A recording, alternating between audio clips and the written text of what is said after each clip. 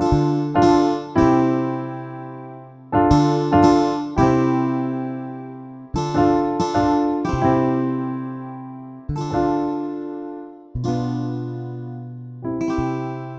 everyone, and welcome back to the Champions Podcast. Our guest today is somebody that you may have seen all over sports. We're so honored to have him with us today, but he will tell you he is more than just a baseball player. And so we're honored to be able to sit down with him today. And so, welcome to the podcast, Hayden Johnson. Yeah, I'm so glad, so happy to be on here, and thank you for having me. So, Hayden, obviously, people may know you by you formerly played for Coastal Carolina, which I'm an alumni of, but hmm my heart and soul lies with South Carolina Gamecocks. Oh yeah. And so, were you always into baseball growing up? Like, take us through what little Hayden did he have aspirations of being a baseball player, or was it just something that kind of fell into your lap as you got older? Yes, yeah, I mean, it all really started when I was younger. I started playing when I was 3 years old, and it kind of just like ever since I was young, I just had that love for the game. So ever since then, like as I kind of got older, I kind of like felt I had a chance to play in college. So that was the goal, and so it's just been an incredible journey. And so, as we know, sports a lot of times it's all about discipline and hmm teamwork, and you kind of learn about yourself, but you learn how to work as a team Right. with your teammates, your coaches. What was it like? Let's talk about Coastal for a minute because you obviously had a huge, incredible run with Coastal, even going to the College World Series, which is just awesome in itself. Oh yeah. What was it that Coastal taught you about maybe yourself or kind of now that you're at South Carolina? What has it taught you going forward? I think I was really kind of like find who I was.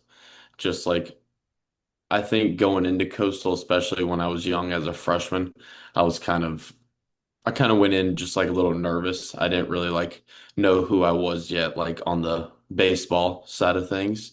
So I was kind of just like I felt like there was always like a constant pressure over me, but kind of whenever I got over that, like there was just like a pressure shoulders and to kind of get in like the faith aspect, just really putting everything to God. Like God has a bigger and better plan than I do. So just really just trusting his plan.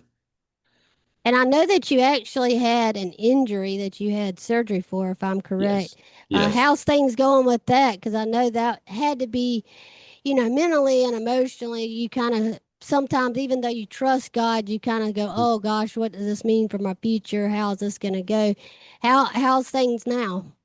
Yeah, it's been going great. The rehab process has been going good, but yeah, for sure. It was definitely tough. Kind of just you never want to ask God why because, his plan's always better, but I was kind of wondering like what his plan was, but it's kind of all fallen into line. Like I know that this is where he wanted me to be. So, And as we know, athletes sometimes can feel as if their identity is all tied to how they perform, and I'm sure, and it has to be human to think, we it's kind of like social media. You wonder how many followers you get, how many mhm. likes. Well, that's an athlete when they're performing. That's what people are looking at. What's their Right. statistics? And suddenly, you're as in this generation, you're on social media. People may be commenting positive things, or maybe you don't have such a good performance, and then they have to beat you down by their Right. negativity. Right. um,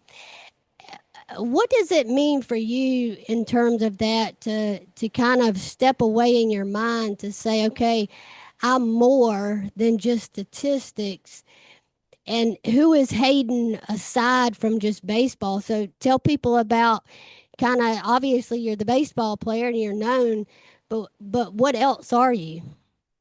I mean, yeah, I mean, I'm just outside baseball. I mean, even in baseball, I mean, I'm just a child of God. I mean, trying to do his work that he calls us to do daily. Um, I mean, yeah, sometimes, like, especially with the bad performances, whenever people are on you and you see like people saying stuff like that's hard to kind of not beat yourself up. But like you have to know that there's something bigger than baseball. Like not every time you go out there, you're gonna do incredible. Like there's gonna be the ups and downs. So I mean, that's part of the game, but you really just have to kind of know where your heart is. Is there ever a prayer or maybe scripture that you go to when you're on the mound or off the mound and you're just, whether it's a pregame ritual or Mhm. maybe it's something in the moment that it's a good game or a bad game? Is there something in your mind that stands out that you go to? Kind of just really just knowing that like no matter what I do, God loves me for what I do. Like if I do great, he still loves me the same as if I do bad. And one of my favorite Bible verses is Colossians 3:23, and that's whatever you do, work at it with all your heart as working for the Lord and not for men. It's just kind of like these people are coming here to watch us. I'm not here to play for all them. Like I'm playing for one person to just give all that glory to God. Yeah, and I guess it's kind of true, especially with athletes, and then you get to a bigger, even bigger stage, and all of a sudden everybody knows your name. I guess it would be kind of hard too to balance that of saying, okay, well, yes, I'm me, and people know me, but you're also still yourself, and I think it's Right. so important for people to realize. Yes, we all have our favorite athlete that we love watching, or maybe it's our favorite team. But at the end of the day, you all are just normal people that have Right. same routines. You just do something on a professional level. When you're walking through the process with God, because I assume you've been a Christian your whole life, Yes, ma'am. what does that walk look like the older you've gotten? And maybe obviously you face different challenges at 10 years Mhm. old than you do at 18, 19, 20. Right. What does it look like just trusting his plan and all that, even when you can't really see what the next step ahead is? Right. I think as like right, like as you said, like I think the older I've gotten, the more kind of it's been easier to just trust that, like and trust like in my mind, like like his plan is always bigger and better than mine. So I think as I've gotten older, it's been easier to do that, I think. Just because like at the end of the day, I mean, baseball's not forever. Whenever my time is done, I mean, God already knows that. So like he has something set out for me. Yeah, absolutely. And I think sometimes trusting is so hard for us Christians, but yet when we are firm in our foundation, it gets easier and easier to say, okay, well, maybe this door closes, but there's going to be 10 more that open, like Oh God's yeah. not done. Right. Now, let's switching back to Gamecock baseball, which I'm so excited about that several of your teammates actually from Coastal are y'all all are Gamecocks now, so I'm super excited about all that. Me too, me Uh, too. what was it like for your coach? Because obviously the coach from there now is the Gamecock coach. What's it meant for you to kind of follow him? And I assume he's obviously been an amazing mentor for all of you. For sure. What was it like to have that moment and know I have a chance to be a Gamecock? I mean, yeah, it was incredible. I mean, it was tough at the beginning because like we saw rumors going around that he was going to be a Gamecock or like was like the front runner of the job, but like we still didn't know. So I remember telling my parents that like if he was going and he wanted me to go, I was going because like I wanted to be there with him and then also the pitching coach. I love both of them to death. They've been great mentors to me and have really just built me up as just like a young man. So I wanted to follow them. So, what are you most excited about being able to be in the SEC and in a let's be truthful, the Gamecock baseball has not been a front runner for Mm. several years, and I totally feel like all of you have such a potential to bring the program back to where it was several years ago when they won a World Series. Hmm. What does it mean for you to be able to know that you have an opportunity to do that? Because obviously you're a Gamecock fan. Right. Right. Oh yeah. So does that kind of weigh on you a little bit more than it did before? You just kind of like, oh, this is baseball. Wherever God takes me is where it's Mhm. going to be. I mean, I think it weighs on me a little more now because, right, I mean, everyone talks about the SEC, how like that's the the best of the best where they go. So whenever that opportunity came up, I was like, man, like this is incredible. I mean, there's a lot of hype on this season, so I think there's going to be a great crowd and great atmosphere. And then also just going to some places I've never been before, like these other stadiums are going to be incredible places to play, especially in the different environments. So I want to ask you, is there, aside from college, is there like a favorite MLB team that you follow or that you could see yourself like, okay, if I ever got drafted, this would be the team I want to go to. And if you can't share that and, for No. potential drafting, we understand. No, I mean, honestly, whoever, if whenever the draft comes up, I mean, if anyone wants to take a chance, that'd be incredible. I mean, I don't care where I go. I mean, I always grew up watching the Atlanta Braves just since they had their own station on the TV. So I grew up watching them. So, I want to ask too this, because obviously a local that played here, I'm not sure that he actually was from Myrtle Beach, but I know that he played for the Pelicans, and that was Freddie Freeman, which has had an incredible career. He played for Atlanta Braves, and now he plays for LA Dodgers. What does it mean to know that one day you could be that spotlight for, say, okay, he was from Myrtle Beach. He is like one of the pros now and mhm. being able to play in that aspect. I mean, it would be a blessing. I mean, that's a lot of people's dreams to go play in that big stage. So, I mean, if I get the opportunity to do that, I mean, I know I'm there for a reason, whether that's to play the game for a long time or trying to bring people over to Christ. But I mean, it would just be an amazing opportunity. And obviously, that's a dream of mine to go play in the big leagues. So, I mean, it would be incredible. And I want to commend you too about just being bold with your faith, not just about your career, but being bold in your faith, because I feel like a lot of times society, they hear you're a Christian and they go, "Oh, that's that Jesus lover, that's all they're going to talk about." And really is the best thing. One of my favorite artists, Brandon Lake, had said, Hmm. that a lot of men sometimes think that that's not as masculine to talk about God, but it's really one of the best, most masculine things you can do is talk about God.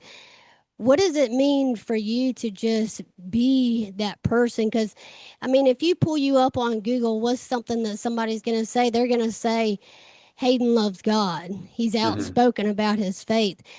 What does it mean for you to be in this generation of people that can say, okay, he's bold. He doesn't care what people think about him for speaking about God, whether it's praying for somebody, speaking about him in an interview, whatever it may be, because, unfortunately, there is negativity surrounding that sometimes. But what a blessing to be able to have that confidence to stand Right. bold out in this world. I mean, kind of just going back, just being blessed to just have the opportunity to just have that spotlighted. I mean, to talk to other people about it. I mean, I know in the Bible it says there will be people that are going to ridicule you and just bring you down because of your faith. But I mean, sometimes it is hard to talk to others just because some people are closed-minded about it. So it can be hard. But I mean, I just try my best to, because some people don't want to be pushed on it. So I don't want to be that one guy that's pushy, but like just bringing it up here and there, like there's ways to get through that. Yeah, and my co-host Champ, that is obviously the pastor. He has said, this generation, because him and I are in our 30s, but we're getting to see the younger generation be bold, and it's just an honor and privilege for us to see that, because he made a statement before that your generation is the next generation of believers. So like when Right.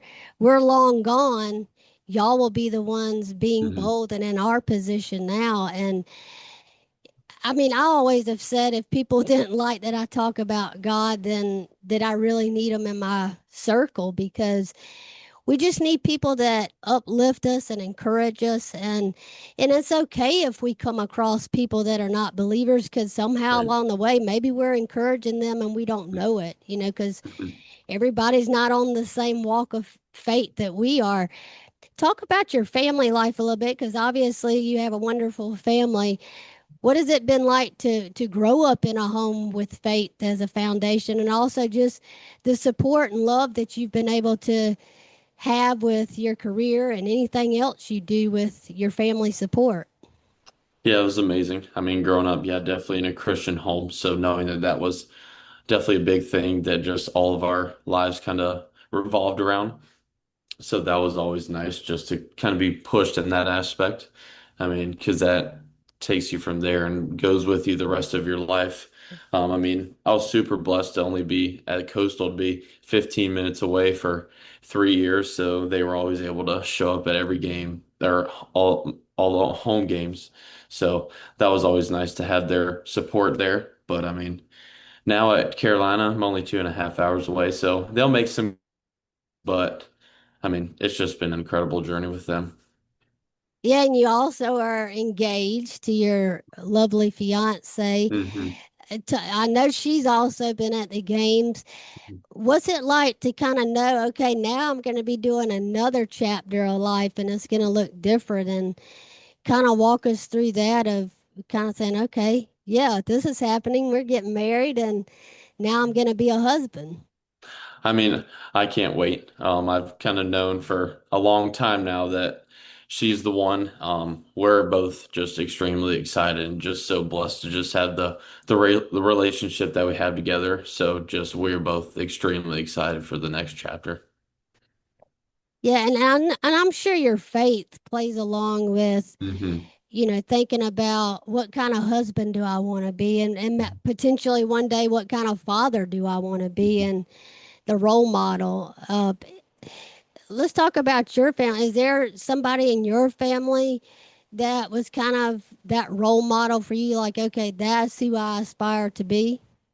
Definitely my dad. I think that's the reason why I am today, just kind of with my relationship with Christ. My dad always pushed me to be the best I could be, just in every aspect of life, whether that's in God or in sports, or I mean, just even in school, just like giving my best effort and just like showing others love. That's amazing. And and you may not be a fan. I'm a huge Green Bay Packers fan, so obviously was very sad when Aaron Rodgers left my team, Mhm. but he said something, because everybody's been pushing him about retirement, and you said something earlier about just that when you were done with baseball, what did life look like? And he made a comment one time about how people didn't realize that he had a plan B. Like that Mhm. football was not going to be, he wasn't going to be playing that when he was 60, 70, and 80. Right. What's it like to just know that, okay, this is, yes, kind of what all you have to put your efforts into now, but you do have to have that plan B of, well, who am I going to be besides the baseball player? Well, like you're talking about now, you're going to be a husband. You're going to possibly be a father one day. You have more of an identity than just the baseball. Mhm. Do you notice throughout athletes that maybe they don't have that plan B? Yes. Sometimes, like I think sometimes you can see some of the ones that don't kind of have that backup plan, but I think some others, I think it's probably 50-50 in my opinion, because, right, like at the end of the day, baseball's like you can't play forever. Like one day it's going to end. So whether that's after you make plenty of money to where you don't have to get a job, or if you don't and it doesn't work out, then you have to go get a job. So, I think it's kind of 50-50. And I think too that just you being humble will take you so far, because unfortunately, we see it all the time. People start making all this money and then it goes to their head. But just keeping Christ as the center and knowing, this is a blessing. I feel like you will not have that problem because and it's unfortunate. You see it and they make all this money and then their career's done and they're like, well, what do I do now? But Right. I've always felt that it's just such a blessing to to see athletes because like I said, everybody has somebody that even if you haven't met them, they just have such an influence on your life. It's for me, I love watching sports because it's just like fulfillment. It's a joy that, Right. even if your team loses, and, we know with the Gamecock football, cough, cough, that they didn't have the greatest season last season, but like I'm a huge women's basketball fan. I'm a huge baseball fan, and just being able to sit down and watch that and just kind of get lost for the time being is Right. it's an escape for a lot of people. Uh, and I know when you're on the mound, you can't exactly get lost. You have to stay focused. But do you find on the other side? Because I'm talking about the watcher perspective.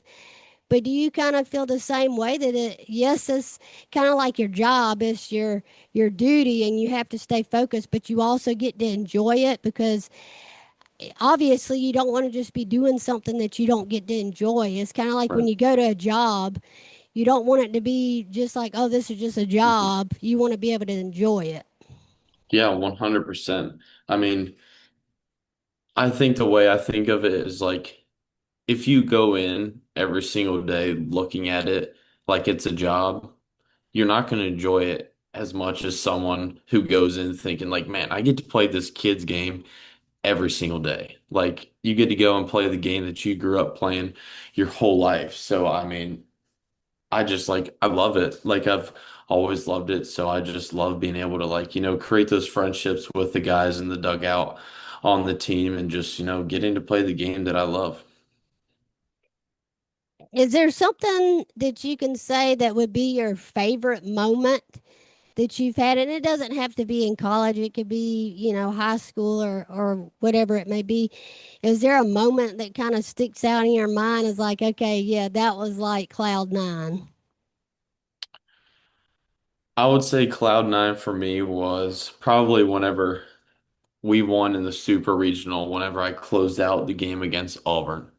That sent us to the College World Series. I would say that was my Cloud9. That moment was just incredible.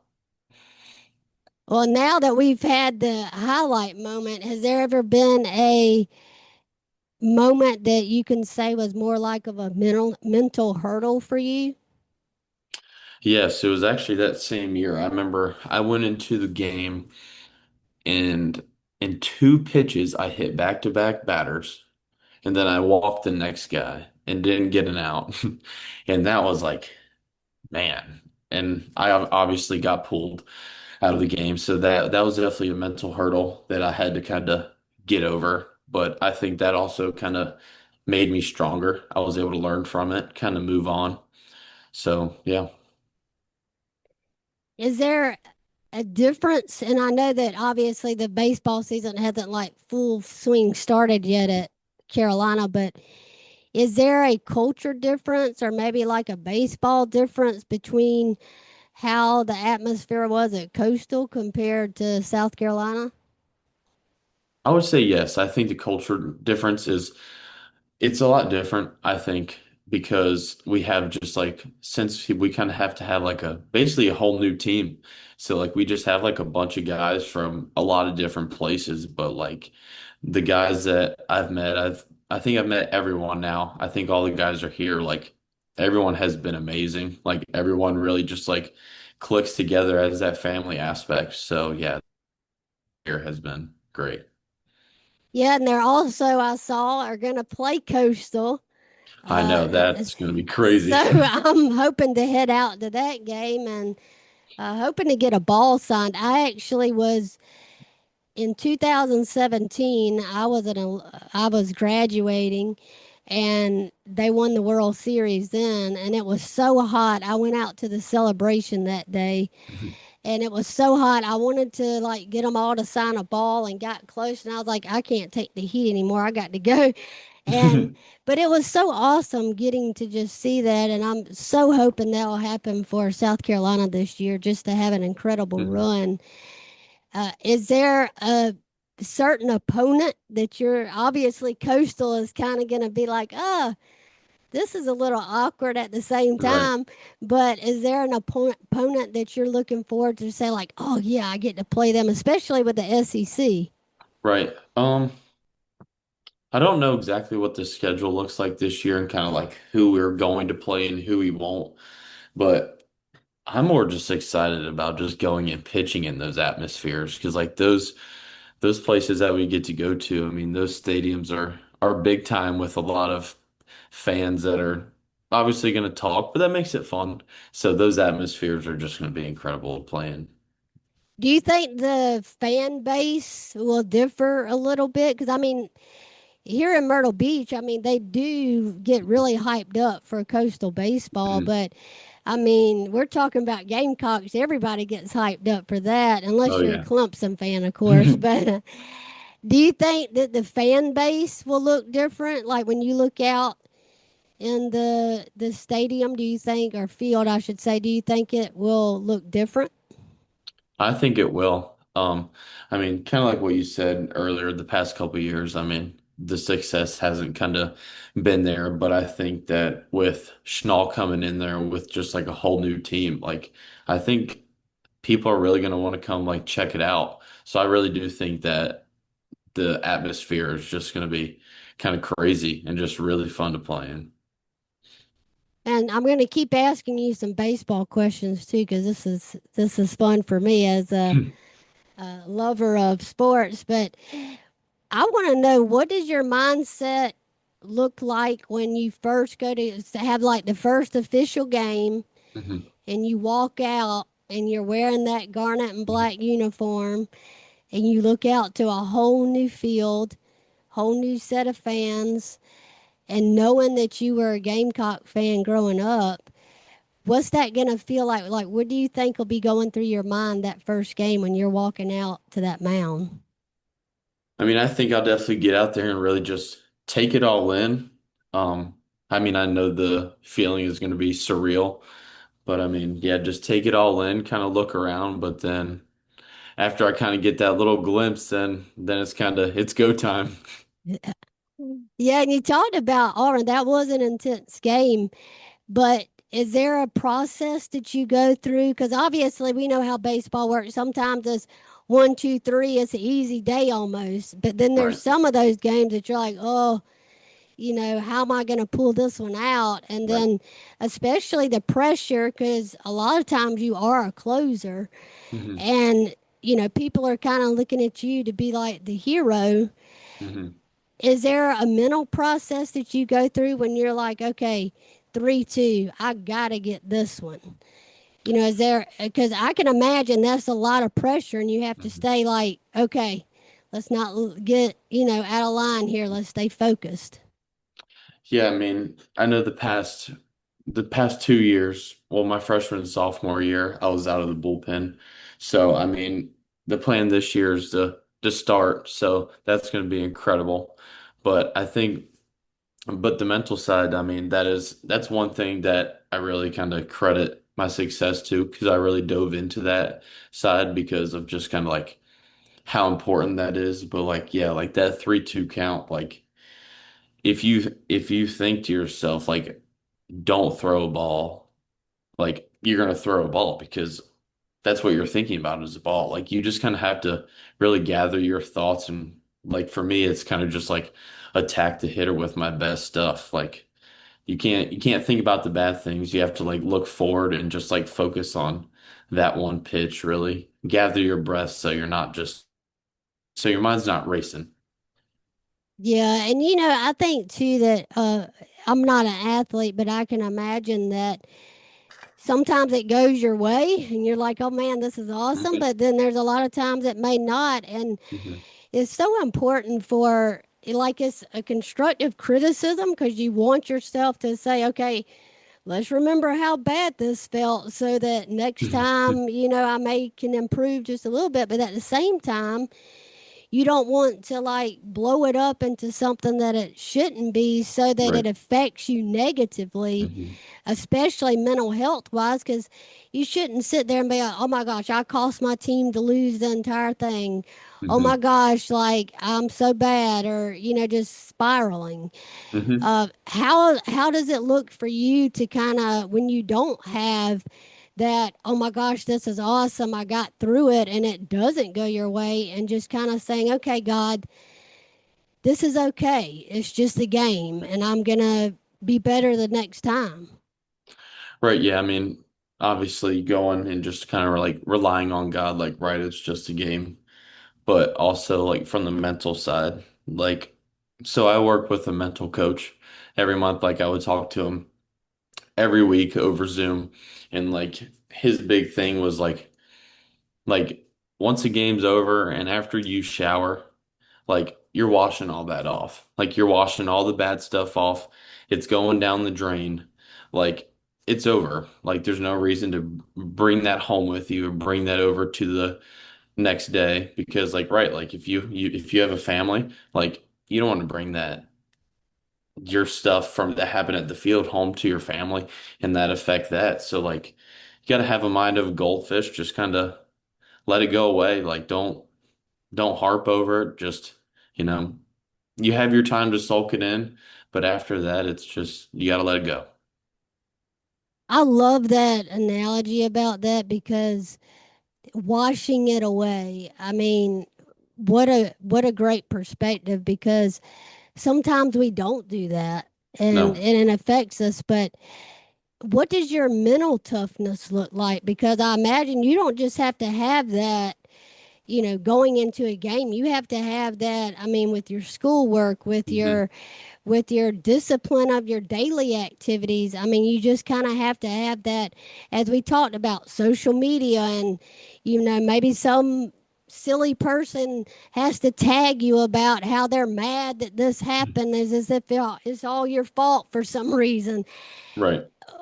I imagine that you have to have mental toughness just to get through, and people need to realize that athletes go through it too. And, Hmm. we just need to be respectful and mindful that they're putting on a show for us. Hmm.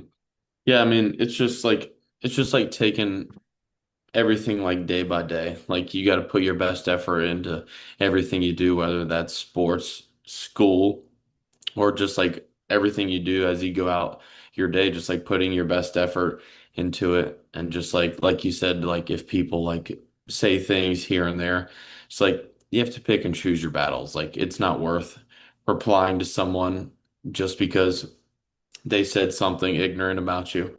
So like, and plus like, right, God calls us, there's no reason to respond to them. Like let them be. You're being the bigger and better person by not retaliating back to them. If you could tell somebody in Gamecock Nation, and I know they'll listen to this podcast, if you could tell them something about yourself, not just the type of pitcher you are, but the type of person you are, what would you say? I mean, I would just say that, I mean, in everything that I do, that I'm going to go give 100% no matter how I'm feeling that day or how everything's going. Like everything I do is going to be at my best effort with everything I've got. I love that. You know, Thinking about, like, my niece just moved in today actually Hmm. for Carolina, and we all kind of know what that was like when we first were a freshman in college and even maybe a sophomore. Do you kind of feel like now that you're kind of taking the reins of being the teammate that, for the freshmen and the sophomores, and even, other people, even it could be a senior, even that you're having influence on, that, you've not only played the game, but you've been in high pressure situations, some that they've never been in to learn from. what does it mean to you to know that you're going to be able to have that influence on them and your last part of college baseball? Yeah, I mean, I think I just take it upon me and just like obviously all the older guys, as our responsibility to kind of pick those younger guys up and kind of build them to the culture that like we're kind of looking for in that family aspect of like what's allowed, what's not allowed, kind of like pushing them to kind of be the best that they can be. Yeah, and I know that a lot of people do this even in pros, but is there a special something you write on your arm, or maybe you write it in your cap? Maybe, I mean, I know that some people have all kinds of Mhm. drastic stuff they do. Is there a certain ritual that you have? Like, is it putting a Bible verse in your cap that you look down at, or I mean, and I know that may sound silly, but you know what I mean. With everybody has something that they focus on when they're going into those high pressure moments. Yeah, I mean, I do. I have a Bible verse on my hat written on the inside, and then I also have one that like is engraved in my glove. So I always have something to go to in the time of just need on the mound, like if I'm in the situations. And one thing I always do before the inning starts is I draw a cross with my cleats on the back of the mound. So in those times, like I can kind of in those situations, like I can step off the mound, kind of gather myself, take a deep breath, and kind of just like look at that. That's so awesome. I did not even know that you would have done that with the cross. That's awesome. Is the Bible verse you're talking about that you have, like, I know engraved in your glove is permanent, but Hmm. far as like your Bible or your cap, do you like change it up, or you just kind of keep the same one all the time? I had the same one, Colossians 3:23, the ones I talked about earlier. That's so special. And what a gift even for people that if they did see that, watching the game, to I mean, right then and there, they know he's a man of God. How special is that?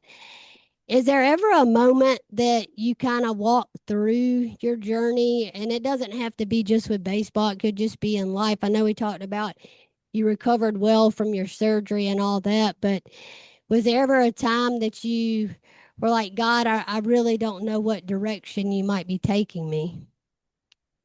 I think that was definitely this year with the surgery. I think because this year, the past year, the junior year, like leading up to it, it was supposed to be a pretty good year. I was supposed to, if I had a good year, the draft was gonna look really good for me. So that was definitely like a kind of like I said, or kind of like a why moment, kind of like why did this happen? But kind of like I said, like I don't need to ask God why. Like I've kind of just come to the realization that there's a reason why He wanted me at Carolina. So He has a path written out for me the way that He wants it. And so I've kind of just taken the passenger seat and trusting Him. And I mean, he never goes wrong. So whatever he Mm-mm. has in store is what we do. And I think so many people sometimes, when it doesn't look exactly like they pray for, Right. they start going, oh, well, I thought he did this. And then, but I've always said sometimes he answers it exactly like we pray and request. And sometimes he doesn't. And that's okay too, because as long as you know that he's the master of all plans Hmm. and just trust it. And my favorite thing to say is, I walk by faith, not by sight. And it's because we really don't know what tomorrow brings. But when No, we're just living for him and what he has in store, it's just the greatest thing you can do, is because we only have control of so much. exactly. And you have control of how you get up in the morning and put on that positive attitude and go do your baseball thing and your just life. But we also just, by trusting him, is just the most powerful thing we can do. Mhm. What does your hopes for this next chapter look like? As in baseball or kind of just life in general? Just both. I mean, baseball. I mean, the hopes are just to have an incredible year this year to get drafted. But I mean, life in general. I mean, just just starting just my journey just with my fiance whenever we get married. I mean, I can't wait for that. So, I mean, that's just I'm really counting those days down to that. So, I mean, that's just having an incredible journey together, just and grow old together. I think that's so special too because it sounds like God just designed it for y'all to be Hmm. soulmates because I mean, I can even see on Instagram sometimes when she was going to the games and just Hmm. having that support to know that, okay, there's a day that you may play pro ball Hmm. and just knowing that she's along for the ride and she's Right. not giving you an ultimatum of, well, I want this. And, if she's saying, yes, yes, we're going Yeah. to do it, you do whatever you need to do. I know that has to mean the world to you just to have her ultimate support in your dreams. Oh yeah, for sure. I mean, we even had a conversation about it. She's like, I want what's best for you. And I know that she's along for the ride. She wants whatever's best for me. And I mean, I can't appreciate that more. And I love my host loves asking this question, but since I'm here, I'm going to ask it today. What does being a champion of Christ look like to you? I think just walking out your faith every single day and just being the best Christian that you can be, kind of just showing others what it's like to just live as a child of God, just to praise Him in just all of your actions. Absolutely. What a great answer. Is there any advice that you could give to maybe us a younger athlete out there that wants to be in the same footsteps you're in one day to kind of better themselves as a person, but also an athlete? I mean, I would just say, don't worry about what other people think of you or what other people are going to say. If you want something bad enough, go work your butt off for it and go get it done. Well, listen to this wise man here, guys, if you want to be a good athlete, because his track record proves that he can handle it. And we're so excited. Like I said, I'm so excited for the season. I know that it's just going to be great and it'll be a great experience. And I'm just so excited that a lot of you accomplished ones are coming to or are at Carolina now. And when does baseball season officially start? February. February. So, everybody, I want y'all to tune in February because it's going to be an exciting season. And I'm so glad that Hayden is a Gamecock officially in the uniform. And I will definitely be cheering all of you on and watching every single game. And we're so honored that you were able to sit down with us today and just share a little bit of more about you than just baseball. Because, like you said, you're more than baseball. And it's just a blessing, but it's not all of you. And so it has just been an honor and a privilege for us to get to see a little more into who Hayden Johnson is. And you're welcome to follow him on social media. Hayden, give them a shout out of how they can follow you and where. You can follow me on Instagram. That'll just be Hayden.Johnson7. So, I mean, yeah, feel free to follow me, reach out. I will respond. So, Well, thank you so much, Hayden. It has just been a joy to get to sit down and talk with you today. And you are just an amazing person and just keep rocking it. thank you so much. And thank you so much for having me. Thank y'all for watching, and we'll see you back next week.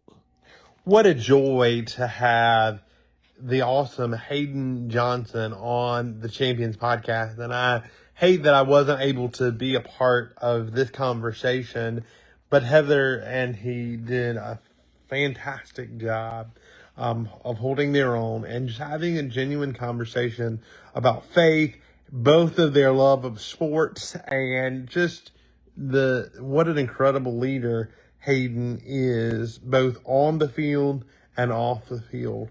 Um, I'm a person that looks a lot at the intensity of the faith and just just the confidence that a person possesses straight off the bat for what they do, what they want to do, what are their passions and desires. And I can just see the intensity of when he does something, he does it with a direction, with a passion, and with a desire to do it all. As he even says, even in the podcast, for the glory of God. And what does he say?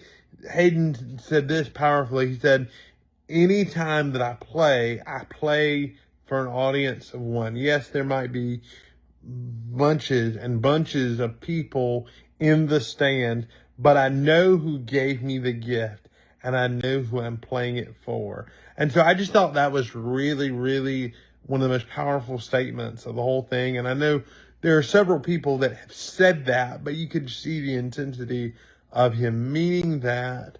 And I'm so thankful that both he and Heather had the opportunity to have this conversation.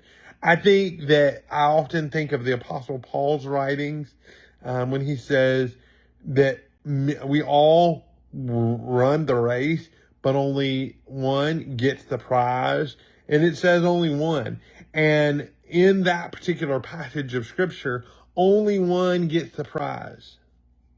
Which one are we referring to? Will you and I get the prize? Are we doing things for the Lord in such a way that we desire to get the prize? Not the applause of man, but the applause of God.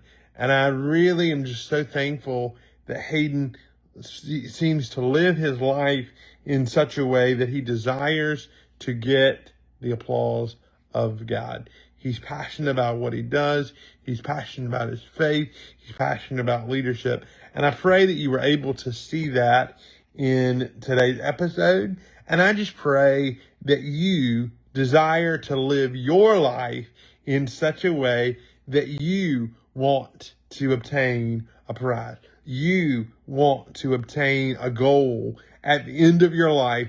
What are people going to say? What is more than that? More than what are people going to say? What is God going to say about what you and I did with the opportunity, with the time that he placed before us? So I pray that you enjoyed this episode. I loved watching it. I was encouraged by it, and just his intensity of leadership and willingness to share. Hayden, we appreciate it, and we hope that you enjoyed this week's episode of the Champions Podcast. Go out and be a champion for Christ.